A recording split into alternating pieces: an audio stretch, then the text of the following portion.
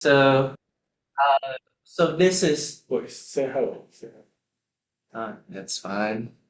Right. Hi. Welcome to first reading meeting of the UAI Club. I am Thompson, and I am here to specifically yap about linear algebra. So this is basically entry level. Feel free to have fun with it. If you know everything already, good job. If you don't know everything, still good job. It's fine. No one's gonna know everything. All right. So, well, in the hallmark that we are considering this is basics. So, I would like to go over the concept of linearity. So, why linear algebra? Why the word linear specifically? So, when we're talking about linear, something scales linearly, it just goes up in a straight line, right? Up or down in a straight line, right? Yeah. Yeah. Well, in here, we're just going to consider that. Everything here, if you're seeing basic concepts and notations, we're basically solving equations or sets of equation where the power of things not going to ever surpass 1, x1, x2, there's not going to be x1 squared whatsoever, so it's linear. And by default, linear functions have specific properties, but that's on you to decide. They are pretty simple. They are linear, so they scale in a straight line. That's it. So let's just go straight to linear algebra, honestly. First here, when we have basic concepts and notation, linear algebra provides a way of compactly representing and operating on sets of linear equations. Well, basics and linear equations, they operate on that. Instead of like having a different sets, right? Because in machine learning, probably going to be dealing with like hundreds and hundreds sets of equations stacking upon each other. You don't want to write them all down. So that's why linear algebra exists, to find a way to notate them and to solve them in ways that you don't have to specifically go into each equation to evaluate. You know how you solve sets of functions back in grade 8. That's tedious. You're gonna mad times with it. I don't know if I can swear. I won't swear. I'll try. But here, consider this set, right? X 4x1 minus 5x2 equals to minus 13 minus 2x1 plus 3x2 equals to 9, basic. But this notation is really long. I don't want to waste my paper on it. So we can technically convert them into vectors and matrices so that the notations can be much easier. Here, they provide a way to do so, which is ax equals to b with A being this notation of 4 minus 5 minus 2, 3, and B is minus 13, 9. You can see the association here. Basically, when you see that these matches up to these, right? They matches up pair by pair anyways. So you kind of get a grasp of what's going on. It's basically a way to notate the same information, but using matrices. So you're adding dimensions to your functions instead of it looking at one specific function. You're looking at a set of functions as a matrix. Here, b is minus 3, 13, and 9. And obviously, they do discuss that. There are many advantages, including the obvious space savings, which is what we did mention, but let's skip that. And by the way, feel free to pitch in if anybody has any questions and interrupt us and stop us. Yeah. I am bad at lecturing, so don't be worried. Right. So let's go through notations, right? By A belongs to Rmxn. So why is it Rmxn? We know that by the virtue of vectors, by the virtue of matrix, right? They have two dimensions, one row and columns, right? So mxn basically means that if we have m rows and n columns, we are determining each value. There will be mxn values. So Rmxn means that you're determining all those mxn value to be belonging to the real set, which is R. So R belonging to that just means that every value of things in the matrix belongs to R. That's it. So you can think of this as R to the power mxn, because well, technically you have mxn value. So if each of them is R, all of them would be R to the power of mxn. Well, entries of A are real numbers, right? By x belongs to Rn. So we're cutting down one dimensions, right? And is gone, which means you don't have rows anymore. You only have columns, or reverse, you have columns, but you don't have rows. Then you would have only one dimensions for one specific spot, and then the others. So it would be a 1xn vector, right? if it's a matrix, it would have n rows and n columns, but if you shift 1 to 1, we can just call that a vector. So basically a vector is something with n entries or only one on one side and then n on the other side. So vector with n entries, yada yada yada. N-dimensional vector is often thought as a matrix with n rows and one column, specified, right? N rows and one column, so it stays vertical. Known as a column vector. However, if you somehow want a row vector, you can do that, right? You can just do row is 1, but then you have n columns, doesn't matter. We want to explicitly represent a row vector, we do X transpose. So transpose will be explained further, but yeah. So here, this is the ith element of this. Well, you can feel free to use any notation. I have a question. Yeah. Why transpose exist? Why transpose exists? For the sake of existing. Let us talk about that later on, okay? Okay, so the ith element is denoted xi. We know that it's n rows in one column, so it is notated the same way. All right, so if you're familiar with Python, right? If you're setting up a matrix, you probably use the same notation anyway. For I is row and then j is column. And then you specify each position. We know it's mxn. So these specifies how many rows you can jump through and then how many columns you're going to jump through. So here you have n1 because well column is 1, n is there. 1 indexing, absolute horrendous. All right. We can go briefly through this, but we denote the jth column by aj or this. We put it above just because that we cannot put it below. If we put it below, we kind of mix it up with this notation. So row, because here we're trying to use row.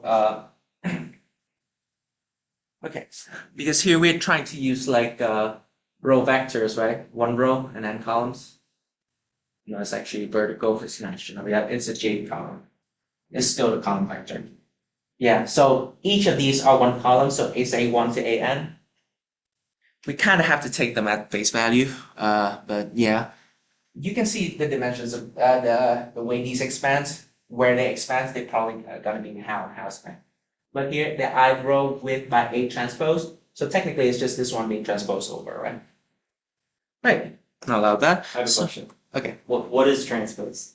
Because we haven't gone over that yet. It's gonna be like literally down here, guys. Can we just wait? Like it's so far down, right? No one. We go over that because that's like pretty crucial. Okay. I mean, if you're cool with that, right? So everyone's asking about transpose. So here's transpose. So transpose basically means you're flipping the rows and columns. So column 1 becomes row 1. Row 1 becomes column 1. So basically, you're rotating the dimensions of it, right? So if you have a 3 by 2, yeah, now you have a 2 by 3. And obviously, they will follow the same restrictions of the original one. So if A belongs to R to the power mxn, A transpose would be R to the power nxm because we need to reverse the columns and the rows. Is it nxm, a matrix whose entries are given by A transpose ej, is AJI. So it's flipped over, right? What's one's row is now column and what one's column is now row. So the x and y index are being flipped over. The rows and column values are being flipped over. Now it's time to address Ming's questions of why this is important. Well, usually we need to tweak these vectors a lot to enable a lot of multiplication. So having one of these, having one transposing like features allows us to like make a lot of the calculations probable. And there probably is another way that Ming knows that there's probably another reason that Ming knows that I don't know. But yeah, that's how it is. Right. So there are properties to transposing, right? Well, if you flip it once and you flip it twice, it goes back to normal. That's pretty intuitive. Intuition check. They are, yeah, see, for this one you have to know about matrix multiplication. Hey, I hate myself. Let's go back. Yeah. So we will put that on hold when we talk about matrix multiplication. But yeah. Right. So we will skip through this notations. If you want to share the slides, everyone, I think it's already shared, right? Yeah, it's already. Yeah. Feel free to have a good look at this. I did not actually look at this content by Stanford until like yesterday's probably, but it is actually a pretty clear and concise review of linear algebra. So which is actually pretty nice. Right. Matrix multiplication. Okay, so the product of two matrices, MXN and NXP, is the matrix. CAB belongs to that, where CIJ is the sum of this to this. There's no physical demonstration of this, which is really confusing. But okay. First of all, for matrix products to work, you have to see where it is emphasized, right? Here is MXN. So the first matrix would have m rows and n columns, and the second matrix here is NXP, which means that n rows and p columns. There's one similarity, right, which is n. So technically, the number of columns of the first row, the number of columns of the first matrix actually would be equal to the number of rows of the second matrix. And what does this notation mean? I don't want to decide for them specifically, but there's an actually good way of understanding it, right? If you look at vector products here, these are specific, like matrix multiplication. This is a generalized function. If we understand vector products, you probably know what's going on, because actually, if you think of matrix product as just like fusing the columns and the rows of the two matrices into one specific entries, it will actually be a bit better. So here, if you're given two vectors x and y, right, and the quantity x transpose y, which is x has to be flipped over, because well, we have already determined that the row of the first must be the column of the first one equal to row 2. So if we're not flipping it, they will be in different directions, and that's not how it is. So here we have n values as columns, and this is row. So that's why I have to flip it, transpose the x. That's just how it is. Well, it's sometimes called the inner product. Why is it inner? You see outer products later on, but inner products means that you're shrinking all the product of the value into one single value, one single big value. But for outer values, you're expanding it. Or dot product, which is the more common one, is a real number given by x1, x2 to xn, y1, y2 to yn is equal to xi, sum of xi and yi for I from 1 to n. So it basically means that first row, first column, right? No, actually, it's first column, first row, x1, y1, x2, y2, x3, y3, again and again and again and again, to xn and yn, and then you sum them together. So they are basically pair matching, right? First item, second item, second item. So vector to vector products, if they are inner, they are pretty clear. Okay. But yeah, observe that inner products are just special case of matrix multiplications, because well, we have to match them to in the formula of matrix multiplication. So that's how it goes. And this is most of the things you can be looking at. And if you see this, right, why are these look eerily similar? Because for every entries of the matrix A or B, you're technically doing the same thing. Selecting one point of the matrix C, you're gonna look at matrix A to gather the row vector of that, and you're gonna look at matrix B to get the column vector of that. Column and row vector like coincides to the position they are, the relative position they are, and then you multiply them together to get this sum, and then you put it back in. So basically, matrix multiplication is if the product of the multiplication is a matrix of size mxp, right? You're doing mxp vector to vector products. For each entries of that, yeah, this is the part where like literally writing on the board will be much better. We'll figure, we need to, yeah. But then no one sees it. Well, we need to do that. Yes, I agree. Yeah. Uh, Here, I'll forget you. This is six. Oh yeah, it does. Yeah.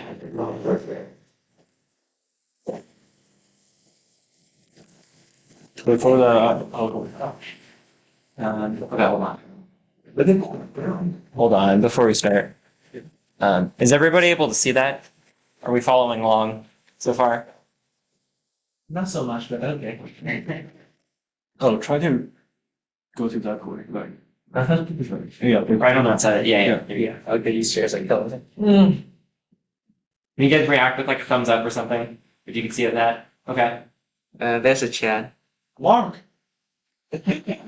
This man, Mark is zoning out with his A585. Let him sleep. Stop. Okay, so like considering vector products, right? Let's say we have a 2 by 3. nice, thank you, Mark. Yay. Hello, Mark. Right? A 2 by 3. And let's say a 3 by 4. Let's make a 3 by 4, right? Let's do 3. Actually, let's Just do count again. yeah. 1, 2, 3, 4. Wait, no, wait. I am actually tripping. Oh, it's 2 by 3 and 3 by 4. Yeah, like I kind of lose thoughts midway. No, it's fine. 3, 4, 5, 6, 9, 10, 11, 12. Good enough? Yeah. So basically, you know that the end product is going to be the row of the first one and the column of the second ones. So you know that the end product is going to be a 2 by 4, right? This is 2 by 3, 2 by 3. This is a 3 by 4. So the middle gets diminished into a 2 by 4. And that's a rule for if you're multiplying these things. Yeah. So basically, match the column of the first one to the row of the second one, and this is why it's not if you're doing matrix multiplication A by B, you cannot flip it to B by A because there are specific exemplaries that are not going to work, right? And this is 2 by 3 and 3 by 4. Well, sure, these two diminish. The two closer one gets diminished. But if this is a 3 by 4 and a 2 by 3, holy smokes, this does not look really similar. I want to mirror flip the camera because it's like mirror flip. I actually don't know how to do that. Good catch. 3 bars maybe on your camera. Yeah, so that's why you usually share screen when you share. But it's like options flip camera. Yeah, they're. Oh, mirror my video. There it is. But it's right there. Yeah. Okay. Nice. Do something better. Yeah. Probably the brightness is still pretty bad. Actually, I think I can fix that. There you go. Yeah. Okay. Okay. Right. If you're flipping our 4 by 2 would not be well here. So we just prove another here. You cannot flip those observations. Anyway, AB is not equal to BA. One is valid, one will get you absolutely demolished. So don't do that. Right. So what did I say about there? Now you know that the dimension is 2x4, right? So for each of these entries, right, what is the index of them? This is, well, 1. I don't want to follow one indexing then. Right. But we kind of have to. So yeah, let's do it. All right. So we're going to extract the first row, the first vector here. Well, each row of a matrix is a vector. So yes, and each column is a vector. So here, this is the first row, like 1, 2, 3, right? And now we extract the column, which is 1, 2, 3. Here. So what value are we going to put here? We're literally going to put the vector products in. So what are we going to do? This one is match the first value, match the second value, and match the third value. They have the same size. So that's also why when you're flipping it back, it won't work, right? You don't have the same size, so the number of values are different. You cannot match them. So it's 1 multiplied by 1 plus 2 multiplied by 2. That's probably out of the board, so I'm going to do it here. So 1 squared plus 2 squared. Because, well, x1, x2, x2, x3. There you go, plus 3 squared. The sum of this would be 14, so you put 14 here, right? And now you know that this is index 2. So what are you going to do? first row vector, second column vector. First row vector, third column vector. So they are just a bunch of vector and vector products, right? There's literally nothing you have to think about. Just match the index of this. The row index match it with the first matrix. The column index match with the second matrix. Extract them and do a bunch of vector and vector products. So that's why I also told that there will be 2 by 4 vector by vector products, right? 1, 2, 3, 4, 5, 6, 7, 8, which is 2 by 8, 4. So that's kind of generally how that works. But we can go back to the slides. Okay. Yeah. I'll say on convenience because whatever you want. Yeah. But hey, let me. Well, there you go. Right. So vector products would be the most important one. That's it. Right. But that's the inner products, right? What is the outer products? So here you will see that instead of having the first one being following the matrix multiplication, this one does not. The first dimension is 1 by this n by 1, and this is 1 by n. They are not even the same, right? This is m and this is n. So how does this work? Technically, you're just expanding these values to match them together here. At the first position, right, is 1, 1, so you get x1 and y1 in. Here, this is x1 and y2 because it's 2 by column and 1 by row. 3 by column, 1 by row. So, in another explanation, how does this work? If you imagine this vector as one single scalar, vector can be considered scalar in a higher dimension. In n dimension, yes, this is one scalar, right? So now you can do linear algebra in n dimensions, which is stupid. But let's think about that.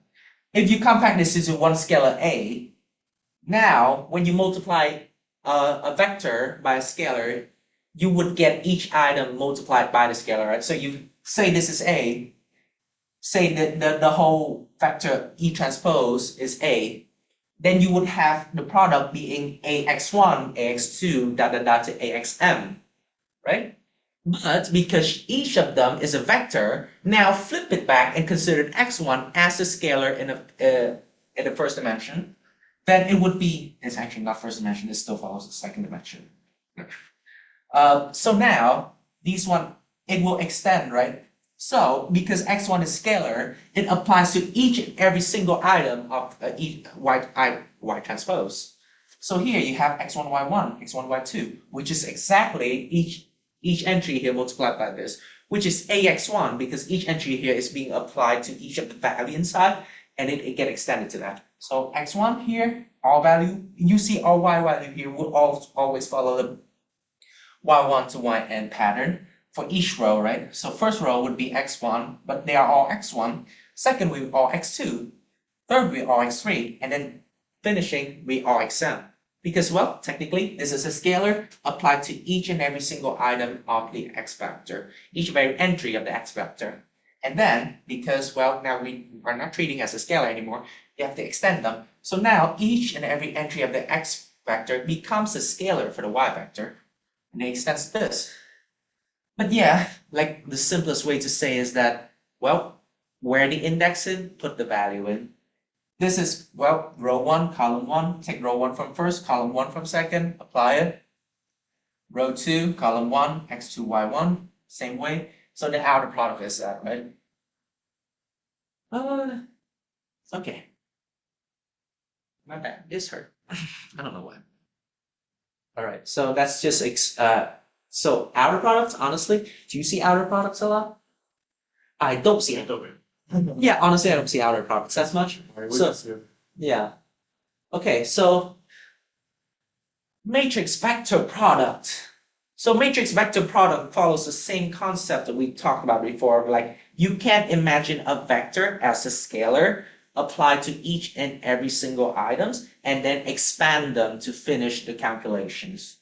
So here we'd see that if we write A by rows here, because these are row vectors, right? So instead of thinking it as a matrix, we condense it down to a vector full of scalars, which is single entries. They are in of itself a vector. You can imagine them as that.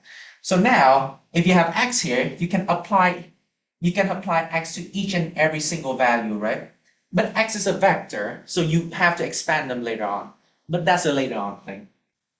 Here, because we treat x as a single vector, we can apply x as a single scalar. We can apply them to each and every single entry of the vector. So that's why we have AT1x, it's AT1. It's A1 transpose x, A2 transpose x, similarly, right? So yes, if you treat a vector as a scalar, it would work as a scalar until you say it does not do that anymore. Small joke, but I don't think anyone grasped it anyway, but don't worry. Right, but we can imagine it another way, right? This one is considering x as a scalar. How about we just do the normal way of doing matrix multiplication? Let's just treat the rows as scalars. Treat the column. So each of these columns are a vector, condense it to a scalar. So now we would have a 1 by n vector, right? This is an n by 1, so by virtue of multiplications, we can apply each and every single value over. So it becomes a sum of a1 to x1, a2 to x2 here by using the inner product set above. But because a1 is not constant yet, it's a vector. It's a row, it's a column vector, right? So here you have to do another calculations, but by using inner products, we can kind of get the way it's going on. And this is also a linear combination, right? Because fortunately, this thing is actually the form of the function that we said before. Here.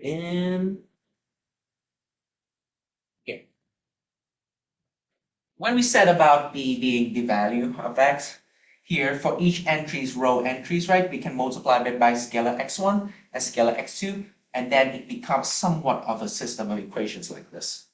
So basically, if you apply a lot of steps into it, everything comes out the same. Don't worry about that much. But for these, right, honestly, if you understand them by concepts like that, they kind of get easier, but they can still get confusing because, well, why? Why are these happening? So I do suggest one thing. Look back at these on like a weekly basis or something. Remember them. And most of the time, you're just gonna do matrix multiplication that way, like how I demonstrated on the board, and that's mostly how it's gonna be. These keywords are gonna come in much later in your life, so don't worry about that much. These are two other ways of expanding the same concepts, right? We're talking about matrix by vector. So instead of doing the vectors as behind, if we want to convert it, so if A multiplied by B, if you want it to be equal, it's a B transpose multiplied by A. So here you have to do X transpose multiplied by A. It's the same as before, but now you have a different. You have that same value again. So yeah, technically, the multiplying methods is still the same. The product, the end product would still be the same. These are four ways of imagining it. So that's how concepts of linear algebra works, right? They kind of loop around. You kind of get to the same endpoints at times, right? And after applying all those things, matrix and matrix products. So when I introduce you to that over there, this is exactly what I meant. If you treat each of these rows as a scalar and treat each of these columns as a scalar, you see that the multiplication looks somewhat like an outer product, right? This is an outer product, but for each of these entries, it's A1 transpose multiplied by B1, which is an inner product. So it's the same principle that we treated before, now with bigger words. So it's the same as before, right? First row, first column, first entry. Second row, second column, second entry. First row, second column, second entry of the first row. It's as simple as that. That's how matrix multiplied by matrix works. You do need to kind of do it. Yeah, just don't care about this. This is like other ways of interpreting that, right? Because multiplying matrix by vectors already have a lot of ways to interpret them. This thing will create the same amount of atrocity and you kind of see. But this method is the simplest method of doing so. I recommend remember this. These are on your choice to figure out. I'd say they are quite neat in terms of like solidifying your math, your mathematical concepts, but they are tedious to think about or even talk about. So yeah. Thompson, do you want to go over the difference in syntax between these two examples in terms of the summation versus the go up versus the dots right there? Those are the same thing. This one On the right. On the right. Here? Yeah, yeah. So that's the same thing as the summation block. Yeah. But I think that's already said, right? This isn't basic matrix multiplication, so technically that would be the basic form of implication you're gonna see when coming into this. It's just outer product into inner product. So that's it. I don't think it's not because I already noted here it's the most natural representation. Just pointing that out. Yeah. But yeah, it's the most natural representation. So why go against the nature? Don't go against the nature. It's gonna get tedious. All right. All right. Properties of matrix multiplications. Quite different from quite different from normal. We've already talked about the case where AB is not BA. But yeah. Here we can see that first of all, matrix multiplications is associative. So well, ABC is A to BC. Why does that work? Say that A has dimension AB, B has dimension BC, and C has dimension CDE, right? Either way you're gonna group it, they will diminish one dimension in the middle. So the end product would always be AD anyway, because you're gonna shrink out B and C in the middle of the way. Obviously, if you want to prove it like how the values are actually working, there's actually a proof. Reading the proof would be pretty tiring, but I would go on if that's interesting at all. It's distributive, so this comes back to normal, right? A multiplied by B plus C is actually just AB plus AC, which is nice. It's not commutative. Please don't flip it over. AB is not BA. Please don't do that. Right, this is a proof for anyone who's interested. Yeah. Eigenvalue. You want identity matrix and stuff? Yeah. Probably. Yeah. Okay. All right. So what is an identity matrix? It's a square matrix with ones on the diagonals and zeros everywhere. So what is the diagonals? Everything with the same I and j value within a square matrix would be that, right? So you have 1, 1, 2, 2, 3, 3. All those entries must be 1 and others are 0. Here, 1 if I equals to j and 0 if otherwise. So a strong one going from the top, is it top left to bottom right? Yeah. Right. It has the property where a multiplied by I is equal to A equals to I multiplied by A. You said, but it was not commutative, right? No, it's just, it's specifically for identity matrix. Don't do it on other matrices, right? So diagonal matrix would be the identity matrix, but instead of 1, it can have random values, but anything not on the diagonal would be 0. So there's implication that I equals to diag 1 to 1.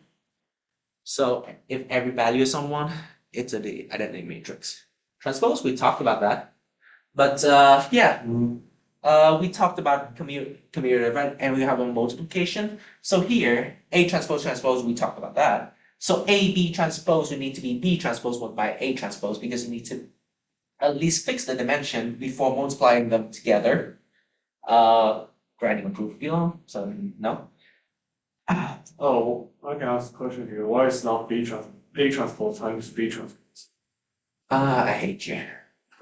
All right. So say about dimensions, right? So if A is mxn and B is nxp, you would have the product of AB be mxp, right? So it's mxp. Should I use ABC? Or what kind of listing would make it? And yeah, ABC over. Oh, let's do 1x2 or something. Yeah. So if A is 1x2 and B is 2x3, then AB would be 1x3 and transpose would be 3x1, right? So if B transpose, it would be 3x2, and then A transpose would be 2x1. So they diminish each other, the two still diminish, it returns to 3, 1. But because it's not commutative, so if you flip A transpose first, it becomes a 2x1 multiplied by 3x2, which is invalid. So yeah, so that's a disproof by like just pointing out something that's here. Really confusing. Right, so well, they can distribute. A plus B transpose is A transpose plus B transpose. A matrix addition requires the matrix to be in the same size anyway. So when you transpose both of the matrix, they will still be the same size. So adding them together would still be the same. Right. You want me to skip through this? No? Yeah, it's good. Yeah, fine. Symmetric. Want to talk about trace? Trace is important to even argument. Do we use trace to talk about eigen? And yes, take norm for maybe norm is. I don't think we've seen it. Honestly, Maybe go over eigenvalue till we hit something that needs trace. honestly, I can go through the rest. I'm just fine. Because trace is pretty basic, right? So a trace of a matrix, a square matrix specifically, when it's talking about diagonals, there's only square matrices that have diagonals because that's the only way you're going to cover from one to there. It's a diagonal. So the trace of it would be sum of all the diagonal values. So here, trace A would be equal to AII with I going from 1 to n. And slides taken from Stanford, really cool class. Go read it. Right. So these are the properties. These are easy to prove, right? Trace A will be trace A transpose because when you transpose a square matrix, the diagonal stays the same. You're flipping it over, and the diagonal would be the pivot. And then trace A plus B would be trace A plus trace B because every single value on the diagonal is the value of diagonal on A plus the value of diagonal on B. So there's no problem to that. Trace of TA, trace of A multiplied by a scalar would be T trace A because if you apply it before or after the transformation, it does not matter. Right? For AB such that A multiplied by B is squared, trace AB is equal to trace BA. Yeah. For ABC such that ABC is squared, trace ABC, trace BCA is CAB, and so on for the product of more matrices. Yeah. All right. Right? These are the proof for the thing. Recommend reading. If you understand these would be great to your math foundation. Now I have one now. So what will be the dimension for the trace matrix? Trace is just a value. So it's the sum of all diagonals, so it's literally just one value. So here. Trace is like this. Yeah. So say you have a matrix of 3 by 3, right? If all the values on the diagonals, Just the diagonal. yeah, only care about diagonals. Skip all the other values. You don't care. They can be not zero anyway. Yeah. Yeah. So it's literally just the sum of x1, x2, x3, and x4. So it's only one value. Okay. Right. So everything on the diagonal summed together to one value. That's the trace. So that's what these properties are pretty easy, but because like if you maintain these values, they are pretty much the same. But this is the proof, right? So these proof, well, feel free to read it. Yeah. I'd always recommend reading proofs. I like proofs. Right. Norms. What is a norm? Normal vector is a measure of the length of a vector. So we have to standardize a vector in some way, compare them to each other. How would they be better? So the norm would be a way for you to do that, right? But obviously there's not, like, even when counting distance between two cities, you're gonna have multiple way, Euclidean, Manhattan, a lot of stuff. So there are multiple norm functions, technically. It's not norm functions, but right. But norms, they have a predefined function. We'll talk about that.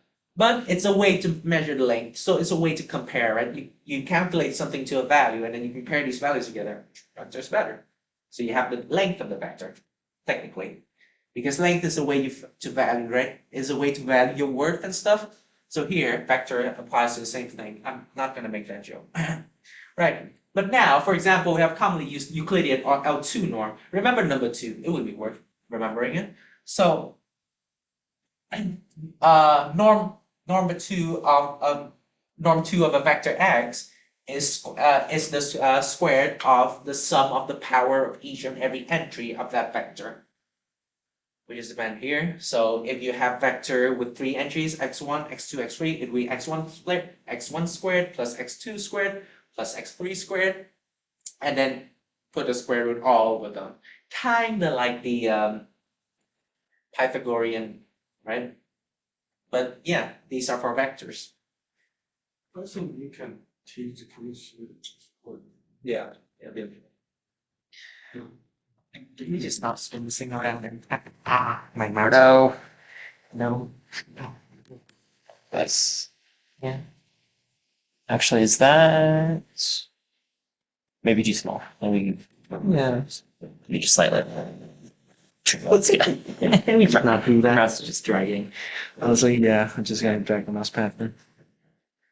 My mouse can. So, can you see me? Yeah, I think they can see it. How to understand the L1 norm and L2 norm in geometric meaning is that, for example, you have L1 norm. L1 norm means the distance, the taxi distance, and this is the Manhattan distance, also the taxi distance.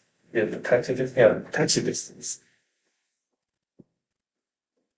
So for visualize it, so you can think about when you're driving Manhattan, you can never drive a very straight line in the Manhattan city. If you want to go from A to B, you always need to go the coordinates for the distance. So this is called A1 norm. A1 norm. And then we talk about L2 norm. So L2 norm, we have A and V. And so the length here will be square root A squared times B squared. And what they do is they normalize into 1. So for example, this line is very huge, but I want to divide to the length. This is x. I want to make it the length of x equal to 1. So we need to put a very huge matrix.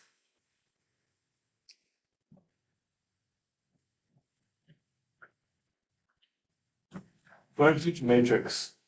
This is x apostrophe. We need to make x apostrophe divide by square root a squared times b squared. You understand that? So then it will overlap into 1. And why it's important in machine learning, why we talk about norm, is that most of the time, your training is based on what data set have, right? For example, I want to train an image. I have 1,000 cats, or more like general. I want to train all the English words. And how I train all English words is I take a prefix and take this one word and take another prefix. And that's two prefix to understand what the word is here. But if we want to learn a word, like good, the good, how many times in all the like literature, in all the Wikipedia, how many good appears? Maybe thousands or millions of times good will appear in the context. But how about we think about another way? If we want to do a fantastic, how many? This is millions. And if we want to do a fantastic, This is values. much less than millions of, right? So it's maybe thousands of. but they actually have the same meaning, similar meaning actually. So this matrix will be super long, this matrix will be have millions of values, millions of vectors. And this will only have thousands of vectors.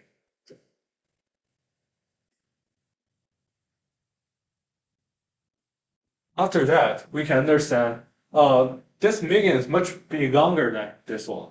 Then imagine you are in a very high dimensional space. These two distances will be super high, right? This is millions of. And compared to millions of, I believe this one will be thousands of. However, their distance should be similar because their meaning is similar. And they're all in the similar direction. So then now you need to normalize them. This is fantastic. And this is good. After normalize them, you can think the distance will be much smaller. And that's why we learn the normalize, because most of the test cases, if you want to train a large set of data, your data set will not be balanced. And balance is very important in training. Am I correct? Yeah. Okay. Yeah, balance is very important in training. So that's why we talk about normal. Yeah. Right. All right. Thank you. I was actually planning on talking about that, but okay. I was planning on talking about that when we come to the okay. So if you look a bit further down, right? Let's ignore the x2 and now just consider an xn, which is the n dimension. So actually, Ming presented an idea here that I will talk about. How do you think of this in math? Look at the xn, right? So why do we scale the inner items to the power of p and then take the squared power, take the the p root of the thing? Okay, so to take it to the power of 1 over p, which is the p root of things. There's a question in the Oh yeah, the chat. the Zoom question is, with nth dimensional spaces representing concepts in the data structure, norms are like the address for the data retrieval. I cannot. This thing's kind of laggy. Lil. Norms are like the address for data retrieval? Well, norm is the way you standardize it. So, okay, when we're adding extra dimensions to our calculations, right? We, as Ming said, we need to standardize them somewhere. So if you think of it, actually, there is a good way to imagine this. When we think of a two-dimensional space, right? This is a two-dimensional space. If you have a value a, which is, well, I'll say x1, and it's a value x2, well, it's on the y, but I don't think they can see that on that side. okay. Okay. Yeah, there you go. This way, right? Yeah. Yeah. Okay. So this is x1, x2, right? What would be the shortest path to the location x1 and x2? x1 plus x2 squared, right? Imagine 3 dimensions.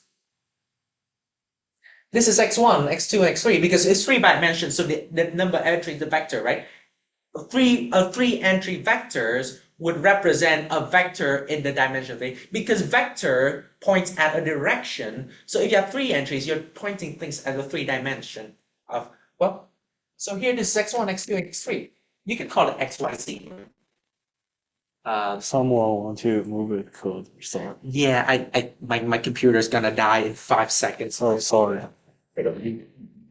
Let's look at it. So this is x1, x2, and x3, right? So what would be the shortest distance within this measurement? Well, x1 squared plus x2 squared plus x3 squared to the power of 3. Still does look like L3, doesn't it?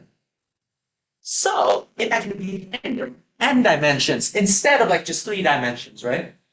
Then the same formula extends just because you have more of these, say, well, base vectors to work on. Say you have x got a direction to d1, d2, d3 to d something, dn, then the shortest distance to a point of entry, vector entry, x1 to xn, would be x1 to the power of the dimension plus x2 to the power of that dimension, and all taking the square root of it. It's a summarized way to think of in n directions that L2 or the norms would be the shortest distance to that specific point. I have a question. Why three-dimensional we cannot still not use L2 norm? Because, well, when we consider a point in space, right? If you use L2 norms, then what would the third factor be for? If you're going to use x2 squared, then this is a projection of the item on the second, on the two dimensions. But this applications does not work with x23. So yes, you can basically do a third factor conversion by doing x1 squared plus x2 squared, which would be this distance squared. And then you can do the triple convergence, and then you can do a proof like, well, say A equal to x1 squared plus x2 squared plus x3 squared, right? 6u squared. I don't know if you're gonna see me, but I don't. Yeah. So if you do 2a and you do 2 to each of these items coming in here, then we can form these new dimensions a, b, and c. Yes. Then these a, b, and c will have no direct convergence together to be rooted to the power of 3. You convert them to 3 squared values, but squared values are applied to what? To second dimensions. So we have the shortest directions relative to the second dimensions of each of the two vectors. So that's why vector norms, that's why dependent vectors exist, right? This question more clearly. Yeah. Imagine we have a rectangle. I have one here. Yeah. Feel free. For example, if I want to find the distance between here Mm-hmm. to here. Yeah. Yes.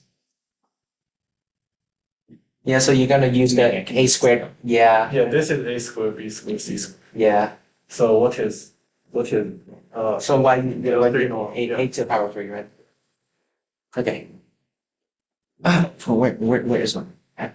Good list. Okay. Yeah, I got it. Right. Yeah, so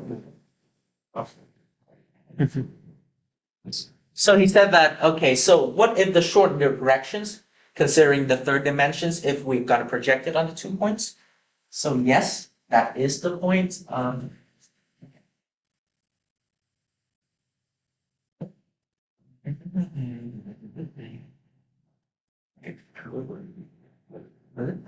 no problem. Yeah, take it. No worries. I will. Okay. Yeah, that's no problem, actually. Yeah, okay.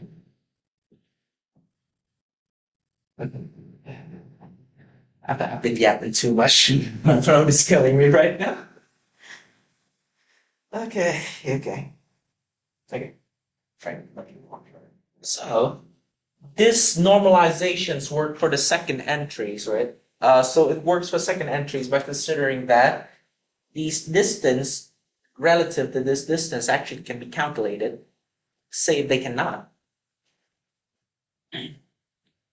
Say you're not project what was it? What? Oh, no. Yeah, that's okay. I'm tripping. I need to break for it. Oh, okay. Oh. Okay. When I was saying that, right, there was one thing that I said wrong, which actually Ming pointed out that would actually be pretty good in terms of like consideration. My consideration of this iteration of the third one is actually a bit wrong because the shortest direction highlighted here is actually a 2D shortest distance, 2D shortest direction and a 2D shortest distance on a three-dimensional, right? Because here you see that from point A to point B, you only have, well, it's a line. So the shortest direction represented there would actually just be, well, two dimension. So when we consider that, right, the vector in entries presented its own dimension, but the norms present the shortest path, technically the shortest path or shortest length, but in the dimension that it occurs in. So say L3 would be the three-dimension shortest path of a vector in dimension n. So yes, if the vector has n entries, right? If you use L2, you're calculating the two-dimensional shortest path from the root of 0 to the power of n, right? No, it's not to the power of n. That's like 0, 0, n times to the point of the vector presented. So x1, x2 to to xn. Yeah. So if you're calculating the two dimensions, so like just a point A to point B, you use L2. But if three-dimensional, you use L3. So that's kind of how it is. Right? It's the shortest path in relative dimensions. I want to add something. Yeah. So usually, Thompson's way is very theoretical. Theoretically, it's great, and it's very great. Like I even don't remember this one, but I know one I read. But in machine learning, it's quite different, or it's similar. For example, we have let's say, we learned the matrix today, right? So we can write 1, 3, 1, 3 is too complicated. Yeah, no more complicated. 1, 2, 3, 4.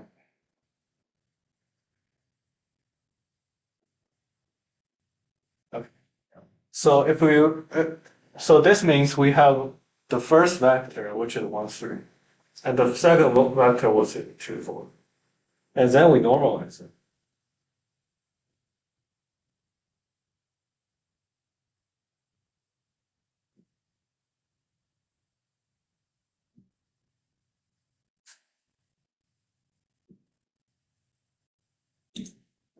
We can talk about that.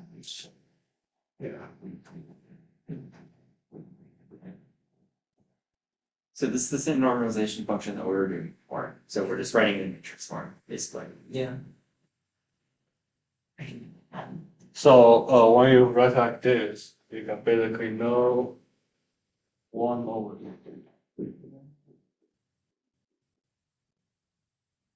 This would our 10, and then Emerson 20.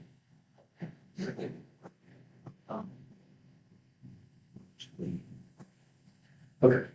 So we know that after the L2 norm, we're going to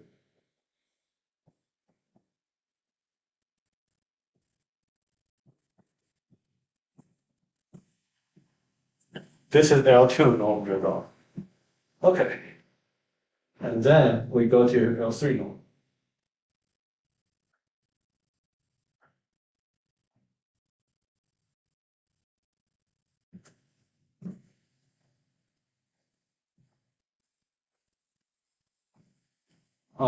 L3 norm became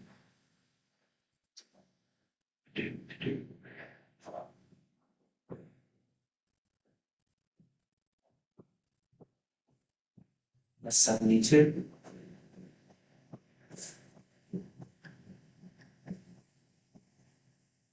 Okay.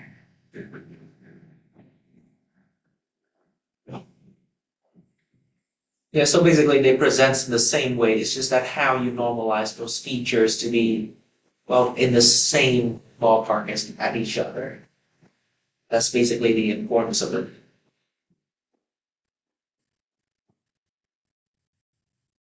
Yeah, third, year 3 up there.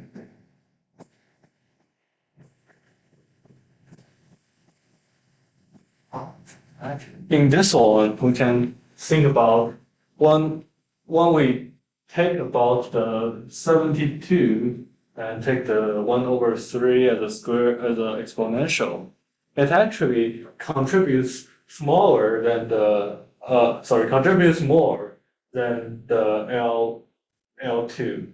So that means when you have a larger matrix, after L3 norm, you will contribute more for this matrix than L2. Because up in the L2 norm, each vector is 1 in the end. Like the length is 1. But here, if after you use L3 norm, this one will be smaller. Smaller than this one. Their length will be smaller. And when their length became smaller, that means when the vector is going larger, it will contribute more than the smaller vector. So when you have a machine learning model, what that Yeah. basically means is, so kind of what you drew up before with the rectangle, the differences and whatnot. If you have a difference that is scaled larger than it is in reality relative to the other to the other predictors, then that's going to have a bigger impact when it probably should. Yeah, we flip the sign. There you go. It basically enables smaller features to have the same impact as, like, the numbers of vectors, the number of entries of the vectors, or does not matter. They scales them to the same ballpark so that they can be contributed the same way.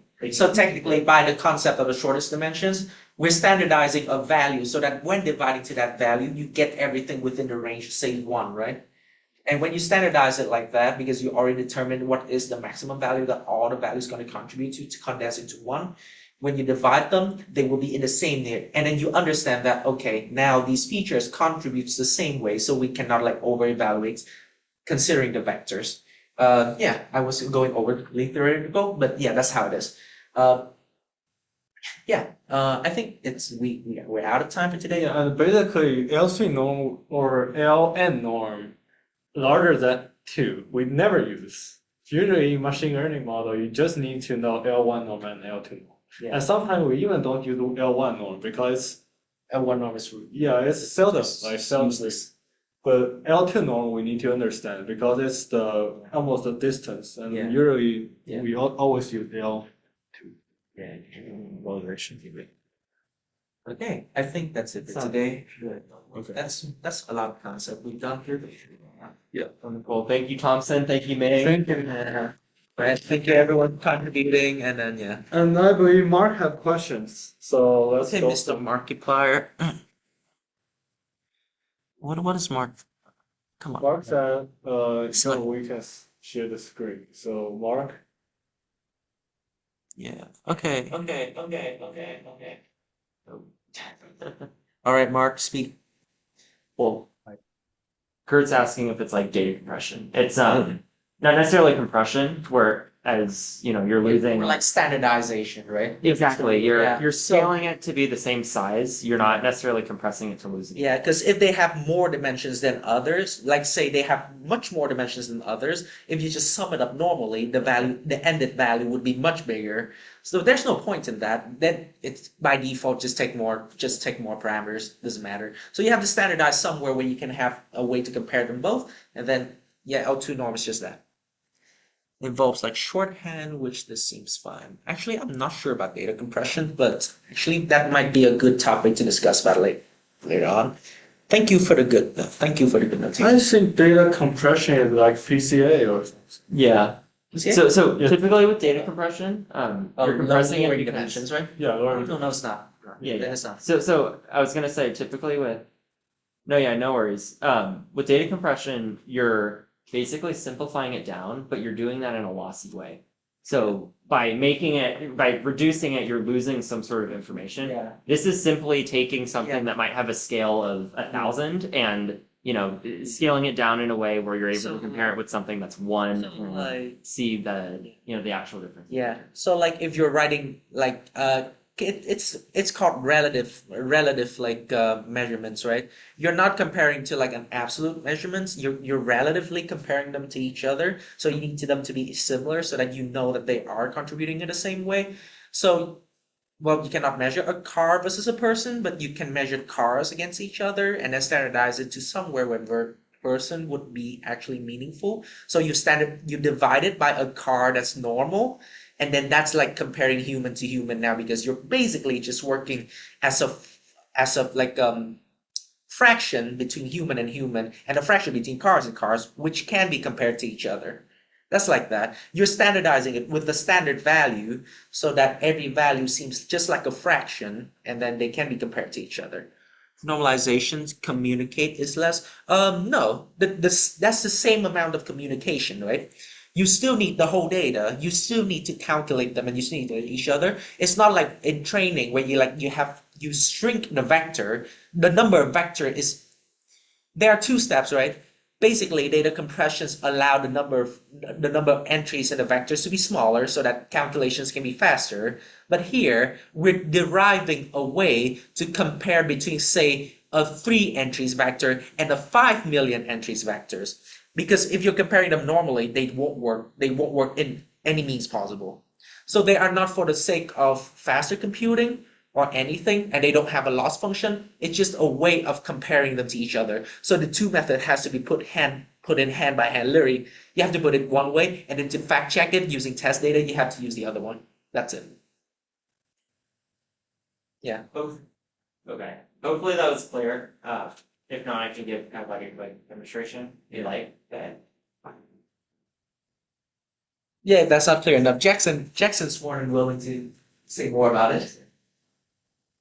All good. Yeah, how Here, it's like do you no want to bring your problem. computer over the board? Yeah. Right. Jackson can help you with that. Has my course content like mid and it's linear algebra is very far. No, all good. Okay, so that might not be awesome. Okay.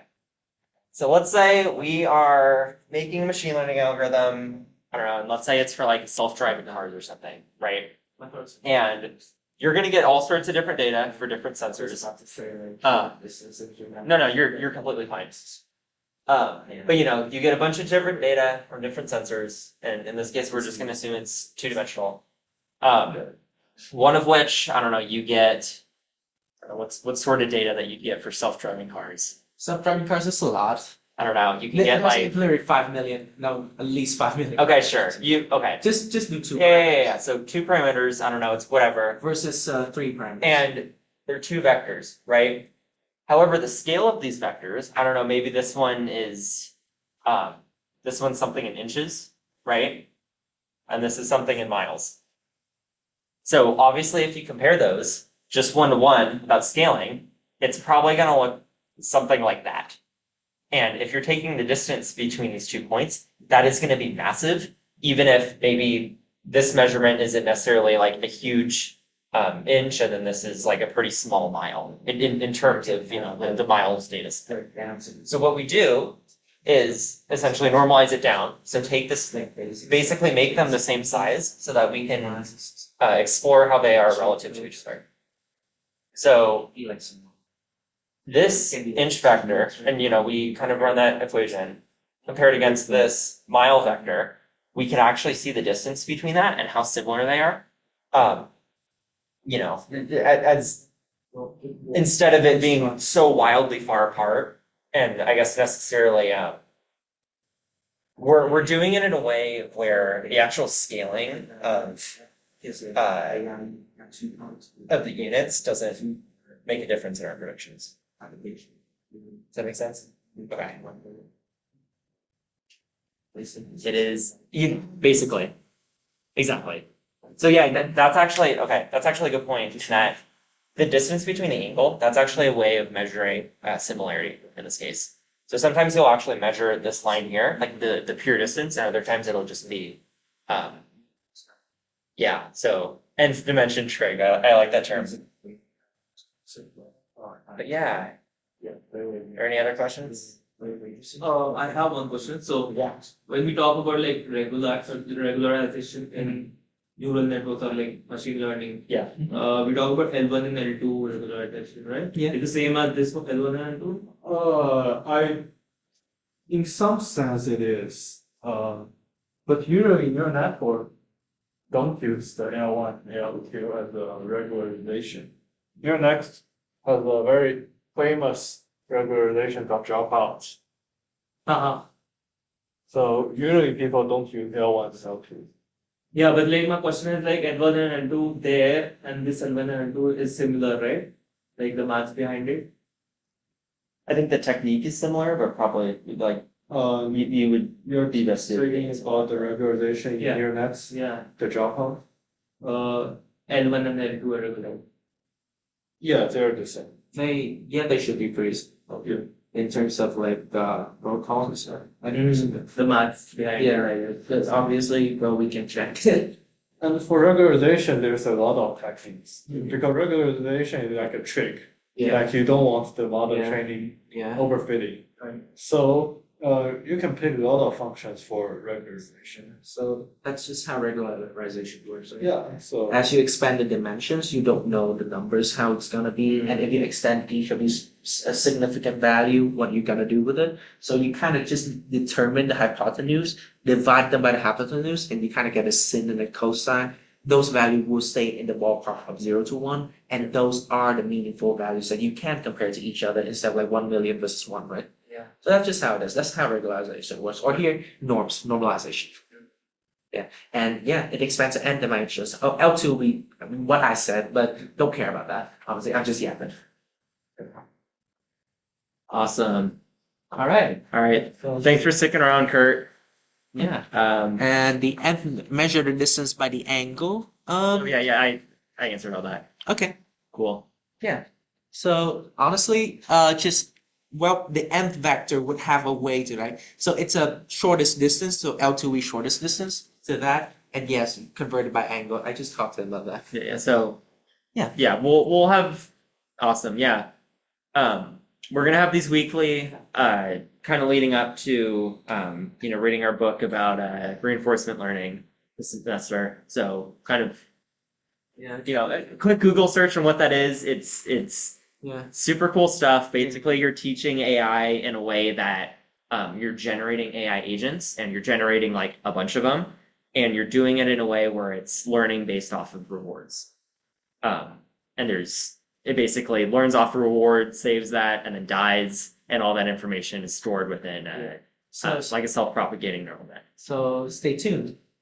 Pretty much. Yeah. So Pass. So tuned is a past tense. yeah, that's what we're here for. Yeah. So we're getting into the guts of it. So pretty exciting. But all right, thanks for coming. We are gonna end the meeting